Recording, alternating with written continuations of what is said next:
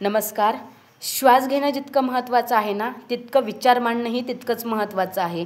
जसं जगण्यासाठी प्राणवायू महत्त्वाचा असतो ना, तसंच जगण्यासाठी अभिव्यक्ती स्वातंत्र्य देखील महत्त्वाचं असतं. अन्यथा आपला हा समाज कुठेतरी वेगळ्याच दिशेने जाताना आम्हाला दिसतो.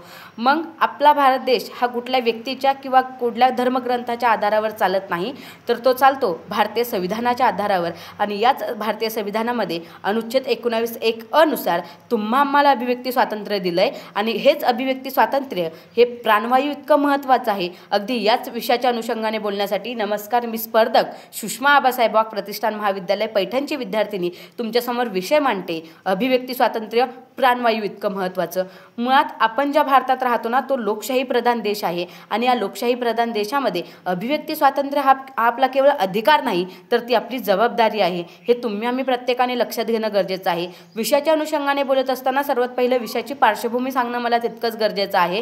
आपला भारत देश हा लोकशाही प्रधान देश आहे आणि तो भारतीय संविधानावरती चालतो. मग याच भारतीय संविधानामध्ये अनुच्छेद 19(1) नुसार आम्हा प्रत्येकाला अभिव्यक्ती स्वातंत्र्य दिलंय. मग नेमकं हे अभिव्यक्ती स्वातंत्र्य म्हणजे काय, तर हे सांगत असताना डॉक्टर बाबासाहेब आंबेडकर यांनी संविधानामध्ये अभिव्यक्ती स्वातंत्र्य दिलंय. म्हणजेच प्रत्येकाला आम्हाला आपलं मत, आपले विचार मांडण्याचा अधिकार या भारत देशाने प्रत्येक व्यक्तीला दिलाय. म्हणजेच अभिव्यक्ती स्वातंत्र्य आम्हाला दिलंय.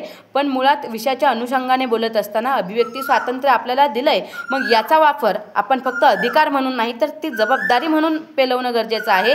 मग या अभिव्यक्ती स्वातंत्र्यासमोर अभिव्यक्ती स्वातंत्र्याचा अभ्यास करत असताना असंख्य प्रश्न, असंख्य आव्हाने मला दिसून येतात आणि त्या आव्हानावरती उत्तर शोधणंही तितकंच मला गरजेचं वाटतं. मग विषयाच्या अनुषंगाने बोलत असताना अभिव्यक्ती स्वातंत्र्यासमोर असणारे आव्हानं आणि त्यावर काढावं लागणाऱ्या उपाययोजना, अशा दोन्ही पद्धतीने मला विषय मांडणं तितकाच गरजेचा वाटतो.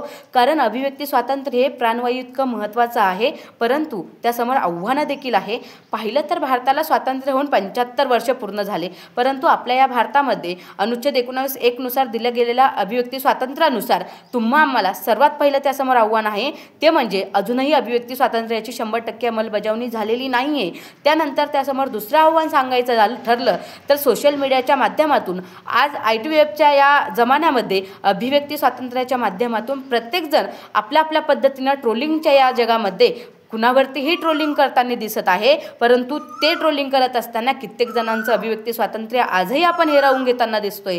यानंतर सांगायचं ठरलं तर एखादा चित्रपट, एखादं पुस्तक किंवा एखाद्या व्यक्तीचे विचार जर आपल्याला आवडत नसेल तर ते विचार आपण नाकारतो म्हणजे एखादी सत्य घटना जरी असेल तर तिला देखील नाकारलं जातं. म्हणजे त्या गोष्टीपासून, त्या चित्रपटाचं, त्या पुस्तकाचं किंवा त्या व्यक्तीच्या विचाराला देखील आपण अभिव्यक्ती स्वातंत्र्यापासून नाकारतो. हे आम्ही लक्षात घेणं गरजेचं आहे. अशा असंख्य आव्हानं या अभिव्यक्ती स्वातंत्र्यासमोर आहे. मुळात सांगायचं ठरलं तर एखाद्या झाडाला पालवी जरा फुटत असेल ना, तर तिला खत आणि पाणी देणं तितकंच गरजेचं असतं.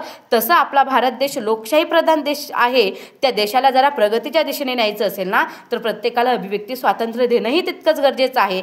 भारताचे पहिले पंतप्रधान पंडित जवाहरलाल नेहरू म्हटले होते की लोकशाही देशामध्ये प्रत्येकाला अभिव्यक्ती स्वातंत्र्य मिळालं तर हा भारत देश नक्कीच उच्च लेवलला जाईल. परंतु तो भारतातील प्रत्येक नागरिकाला अभिव्यक्ती स्वातंत्र्य मिळतंय का, हा प्रश्न माझ्यासमोर पडायला लागतो. मुळात हे असंख्य आव्हाने जर अभिव्यक्ती स्वातंत्र्यासमोर असेल तर भारताला 75 वर्ष स्वातंत्र्य होऊन झाले, त्याच्यावरती उपाययोजना देखील आम्हाला शोधणं तितकंच गरजेचं आहे. आज पाहिलं तर भारत हा युवकांचा देश आहे. मग युवकांनीच या आव्हानावरती उत्तर शोधणं तितकंच गरजेचं आहे. मग मला सर्वात पहिलं उपाययोजना सांगत असताना सर्वात पहिलं सांगावंसं वाटतं की अभिव्यक्ती स्वातंत्र्याची 100% अंमलबजावणी आम्हाला करावी लागेल.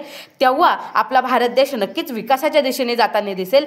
त्यानंतर सोशल मीडियाचा वापर, अभिव्यक्ती स्वातंत्र्याने आपल्याला मत व्यक्त करण्याचा अधिकार दिला आहे, परंतु त्याचा नकारात्मक कुठेही वापर केला जाता कामा नये. त्याचा सकारात्मकच वापर झाला पाहिजे. कारण की सोशल मीडियाच्या माध्यमातून आज अनेक ठिकाणी वेगवेगळ्या क्षेत्रात वेगवेगळे ट्रोलिंग केलं जातं, ते कुठंतरी नकारात्मक होताना दिसतंय. मग या अभिव्यक्ती स्वातंत्र्याचा सकारात्मक वापर आम्ही करायलाच पाहिजे.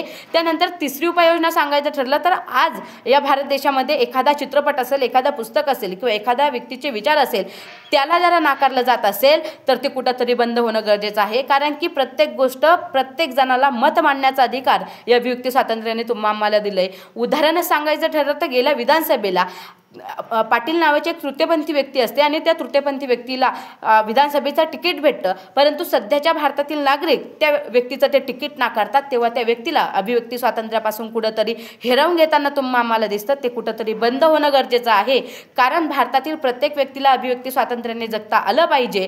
कारण आपल्या भारताने आपल्या भारतीय संविधानामध्ये अनुच्छेद 19(1) नुसार आपल्याला अभिव्यक्ती स्वातंत्र्य दिलं गेलं आहे.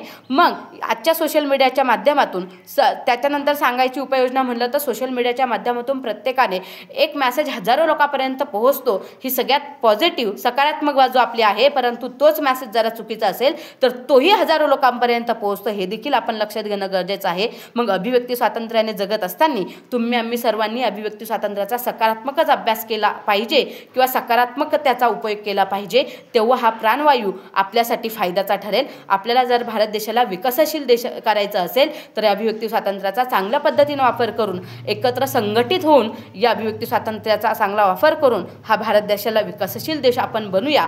कारण आपल्या भारत देशातील संविधानानुसार आपल्या प्रत्येकाला अभिव्यक्ती स्वातंत्र्य दिलं आहे, हे आम्ही लक्षात घेणं गरजेचं आहे. मग शेवटी या अभिव्यक्ती स्वातंत्र्याचा प्रत्येकजण चांगला यूज करेल. जसं विषयाच्या अनुषंगाने बोलत असताना की अभिव्यक्ती स्वातंत्र्य हे प्राणवायू इतकं महत्त्वाचं आहे ते प्रत्येकाला समजेल, कारण अभिव्यक्ती स्वातंत्र्य हे खरंच प्राणवायू इतकं महत्त्वाचं आहे. जर आपल्याला आपले विचार मांडण्याचा अधिकार हिरावून घेतला तर आपण जिवंत असताना देखील मेलेलो असो, हे आम्ही लक्षात घेणं गरजेचं आहे. मग विषयाचा समारोप करत असताना शेवटी एवढेच की एक कवी खूप छान लिहितात, तुमच्यात जोपर्यंत काहीतरी धगधगतंय ना तोपर्यंत काळजी करू नका. तुमच्यात जोपर्यंत काहीतरी धगधगतंय ना तोपर्यंत काळजी करू नका, तुम्ही जिवंत आहे. मग मला असं वाटायला लागतंय की या भारतातल्या प्रत्येक नागरिकाला विचार मांडण्यासाठी जिवंत राहण्यासाठी अभिव्यक्ती स्वातंत्र्य तितकंच महत्त्वाचं आहे, ते प्रत्येक जणाला मिळेल एवढाच माफक आशावाद व्यक्त करते आणि शेवटी थांबते. आभार. श्रोते प्रेक्षक हो, तुम्हाला आमच्या स्पर्धकाचा व्हिडिओ नक्कीच आवडला असेल. आता या स्पर्धकाला विजयी करण्यासाठी तुम्ही देखील मदत करू शकता. त्यासाठी तुम्हाला या व्हिडिओला लाईक करायचे आहे, स्पर्धकाला प्रेरित करण्यासाठी किंवा या विषयावर तुमचे मत कमेंट मध्ये व्यक्त करायचे आहे. त्याचबरोबर या स्पर्धकाचा व्हिडिओ जास्तीत जास्त लोकांपर्यंत शेअर देखील करायचा आहे. स्पेक्ट्रम अकॅडमी स्पर्धा परीक्षांच्या तयारीसोबतच महाराष्ट्राच्या कानाकोपऱ्यात विविध शैक्षणिक आणि सामाजिक उपक्रमांचे आयोजन करीत असते. ही स्पर्धा अशाच उपक्रमांचा एक भाग आहे. तुम्ही देखील स्पेक्ट्रमच्या या परिवारात सामील होऊ शकता. स्पेक्ट्रमच्या विविध उपक्रमांची अपडेट मिळवण्यासाठी या YouTube चॅनलला सबस्क्राईब करायला विसरू नका. व्हिडिओ शेवटपर्यंत पाहिल्याबद्दल आपले मनपूर्वक आभार.